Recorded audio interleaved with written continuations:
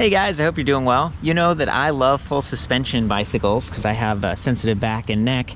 But one of the problems is, you know, in order to carry cargo, you almost need to wear a backpack, and I've got mine up there. Just a cheap one off Amazon. It's enough to carry like a water reservoir and some tools and maybe an extra lightweight jacket, my wallet, my phone, that kind of stuff. But if you're commuting, maybe you need to bring a laptop, something a little bit bigger, or it's just hot where you live and you don't want to have like a sweaty back. And hopefully you have a bike that is set up to have a bottle cage, so you got the water taken care of. You know, what are the options for rear racks?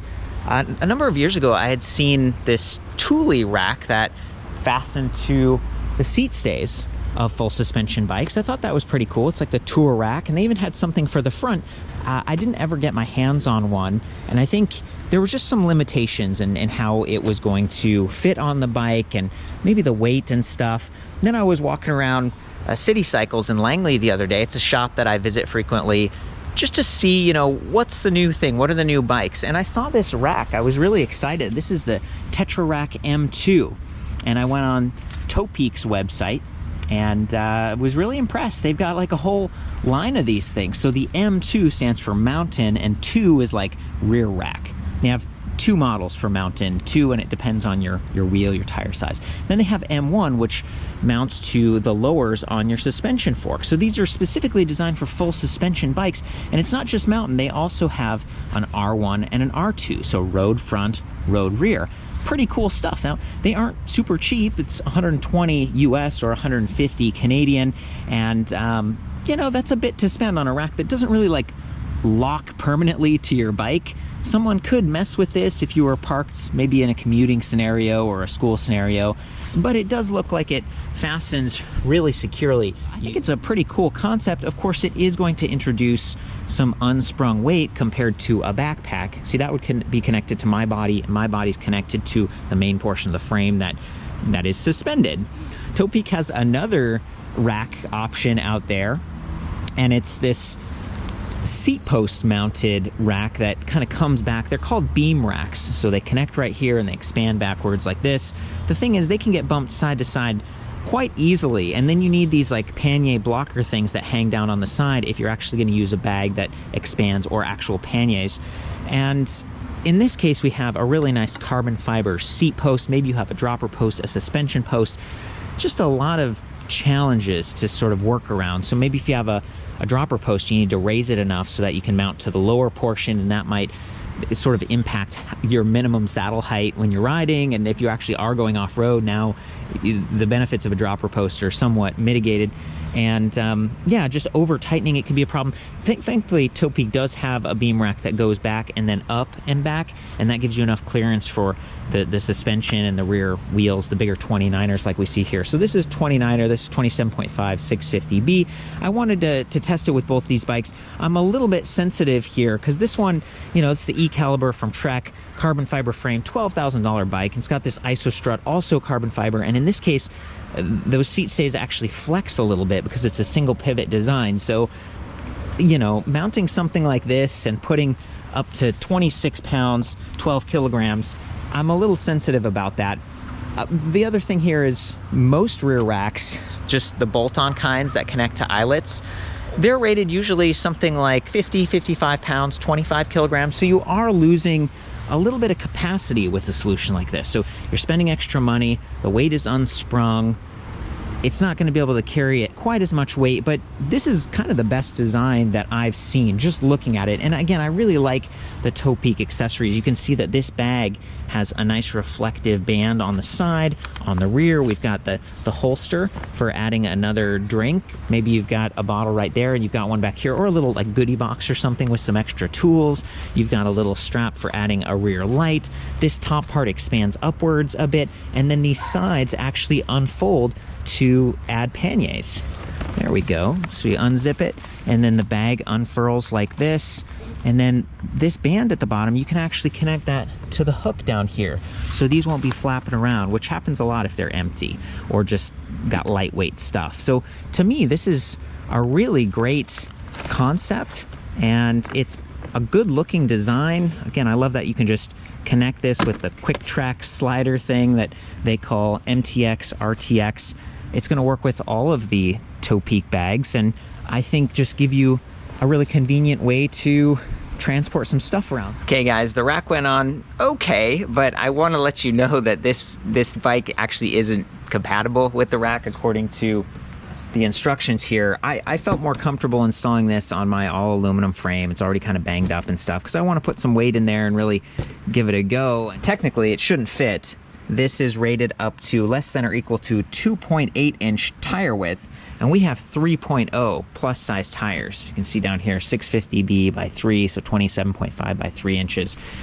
And they say that the the seat stay width, 95 to 125 centimeters. That's sort of the range that they recommend. I got my measuring tape out here, and if we look at that lower portion, we're up at like 150 range. So, you know, it was a little bit tough getting it on. I sort of spread it as much as I could. I loosened this bolt right here to make it a little bit more flexible maybe. I have tightened that down, and then I've gone through and threaded the Velcro through. It was a little bit tricky because, you know, you get your fingers back there by the spokes and by the fat tires, but I was able to do it. And once that's threaded through, you can tighten, turning clockwise on these top bolts, and it pulls up on the latch. And so it actually, it kind of stretches this Velcro strap and really gives you a secure fit. One thing I struggled with was the Allen key. The long end is bald, so it makes it much easier to stick into these tiny little bolts, and you can kind of twist at an angle. And the shorter end, which is the end that gets you the most leverage, and it's the end that fits at the top of the rack in some of the tight spaces, that end is not bald. And so going back and forth, I really preferred the bald end. It was so much more convenient. I kind of wish both ends were bald, and that would be a nice improvement from Topeak. But you can see that the arms, the upper like legs or arms of this rack, they're kind of sitting sort of on the inside of my seat stays. The lower ones are surprisingly like right in line. So I feel like this smaller tube is maybe a little bit more flexible, or loosening this bolt helps.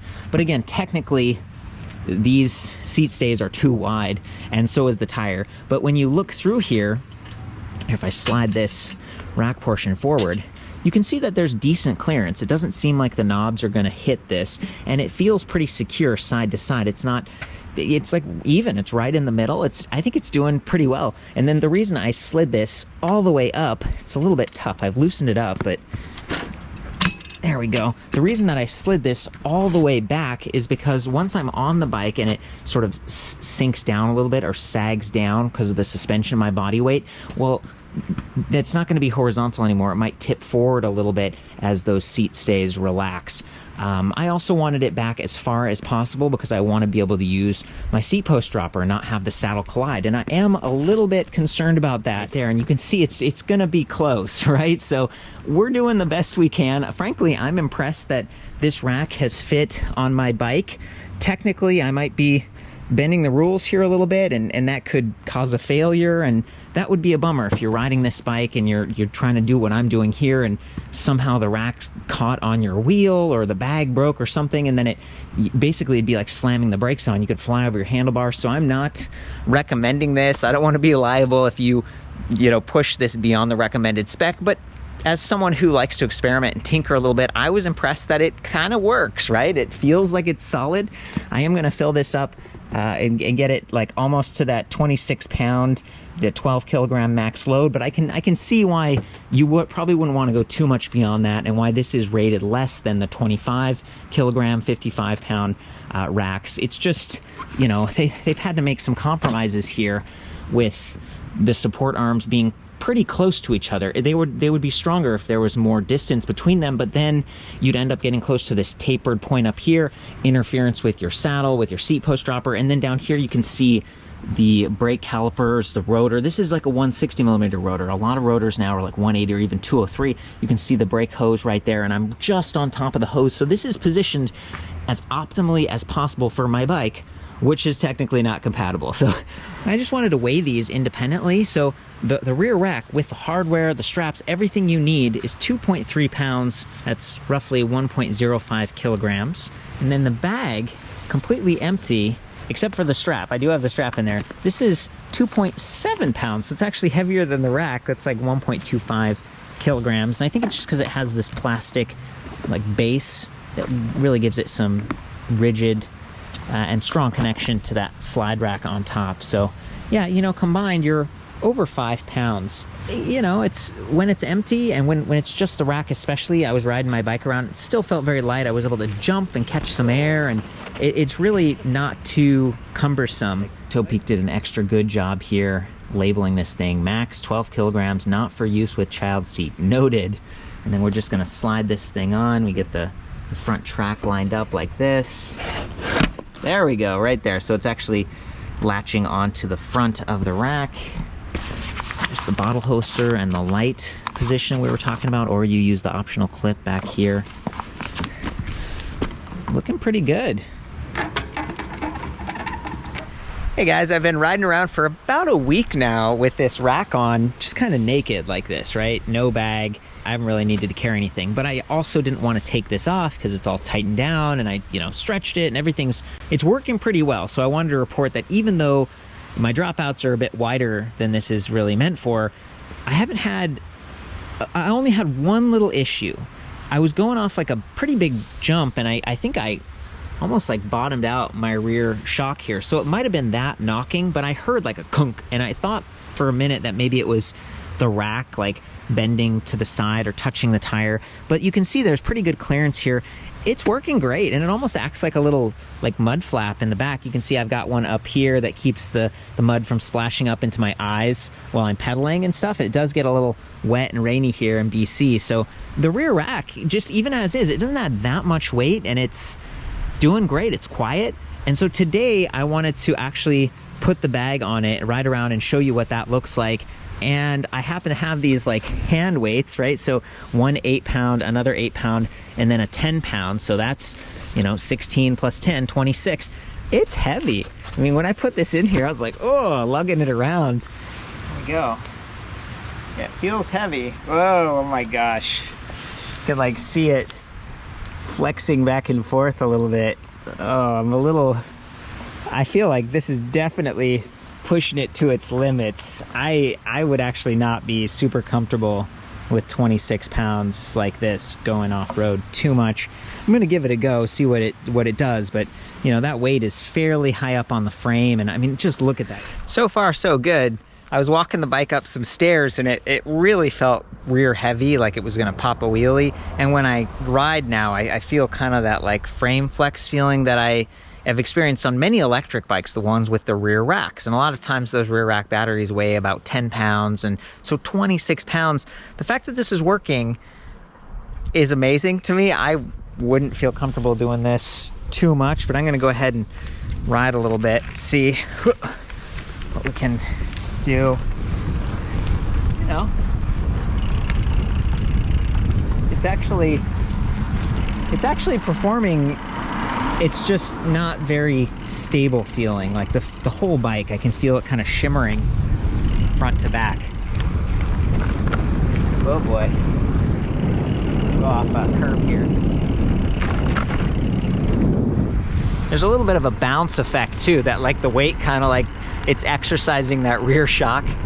It's adding a lot of unsprung weight, and it just puts energy into even going over that crack here, that driveway crack. I feel like the back of the bike kind of bouncing up. So it's just kind of heavy, but it does work. I'm gonna make a sharp turn here.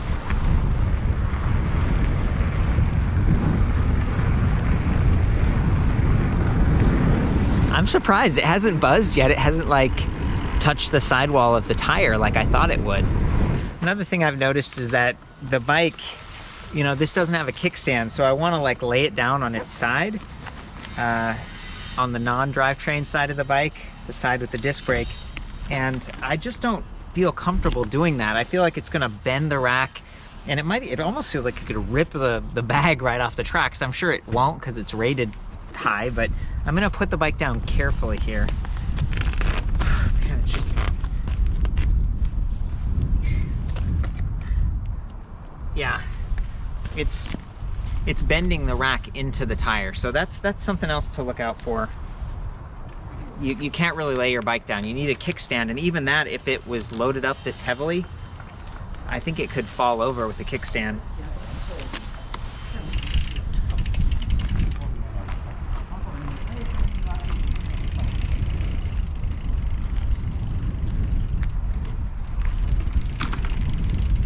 Huh.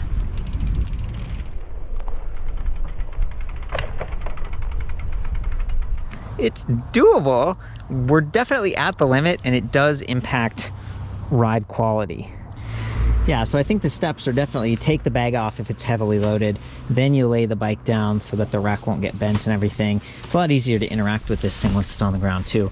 There's this sort of a separator in the middle here that you can Velcro across to sort of segregate the contents of your bag so they don't shift around. I'm gonna go ahead and just keep this 10-pound weight in there. There we go, just like this. Yeah, that should help.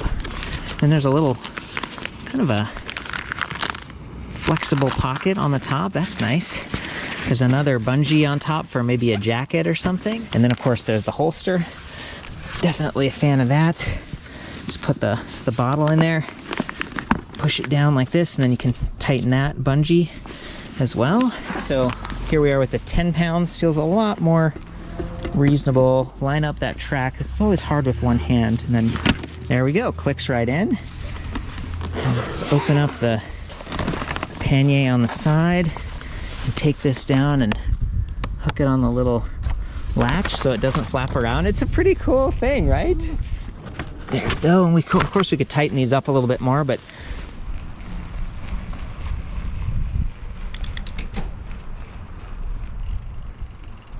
pretty quiet.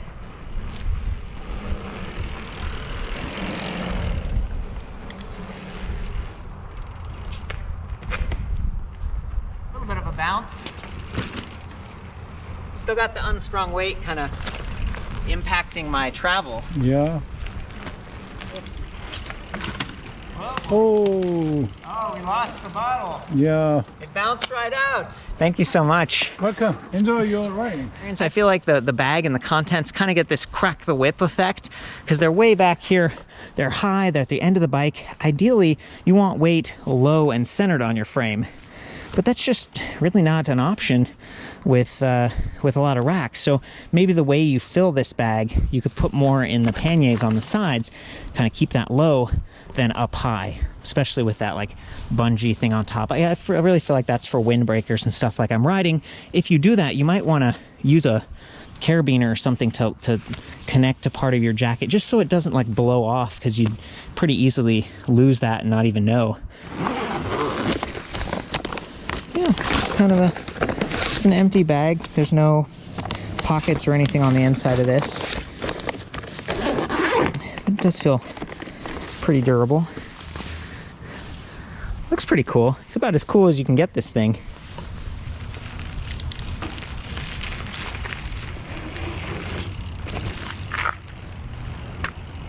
Cool. It's hard to see without sunglasses. Yeah, this is working okay. Yeah? Thank you so much. No problem. Have a great day. You too. Bye-bye. Doing a little off-roading around here, kind of simulating mountain biking. I wanted to get someone who could hold the camera for me and just communicate what I'm feeling. You know, it does add a little bit of weight back here, but it's not that much. It makes the seat stays a little bit wider, and I've already got the really wide dropout and then these boots. So there are times when I'm pedaling and I notice that the boot just brushes across those Velcro straps. That's one very minor consideration, but the way they designed it, it doesn't stick out very far at all on the sides. I think that's excellent. Despite all the testing I've been doing with a loaded up bag, doing jumps and everything, it's still holding up really well. So I don't know if I'm completely sold myself. I like wearing a backpack. I'm not carrying that much, you know? I put my lightweight jacket in there, my gloves, some extra tire tubes and things like that, and it doesn't end up weighing too much. I put the water low and center on my bike. I'm not using a Camelback or hydration pack of any sort. So I could see, you know, here it's kind of cool in BC. Maybe if you're somewhere where it's hot and you're like, I don't want the straps, I don't want the backpack. this feels like it'd be one of the best solutions, and it's holding up surprisingly well, especially considering it's not supposed to fit my bike. Well, I hope this helps you out if you're a full suspension guy or gal like myself, who wants to be able to use your bike for commuting purposes occasionally. I feel like this is a pretty good option. It's one of the few, and I still prefer it over the seat post mounted BeamRack, because I think this is a really cool innovation from Topeak. I do feel like they've done an excellent job. I haven't spent a lot of time with the Thule one. I have seen them at trade shows and stuff. I think this one looks really nice, and it just feels like it's a lot more adjustable. So I'll have some more information on this, photos and stuff back at the forums, and you can comment there or here. I like to mix these accessories in between reviews, and this is one I was genuinely excited about. Again, thanks to City Cycles for giving me a bit of a discount on this. This is not sponsored or anything. I just thought it was cool, and I wanted to, you know, see how it actually works, see how it performed, and it's done pretty well. I love you guys. We'll see you on the next ride.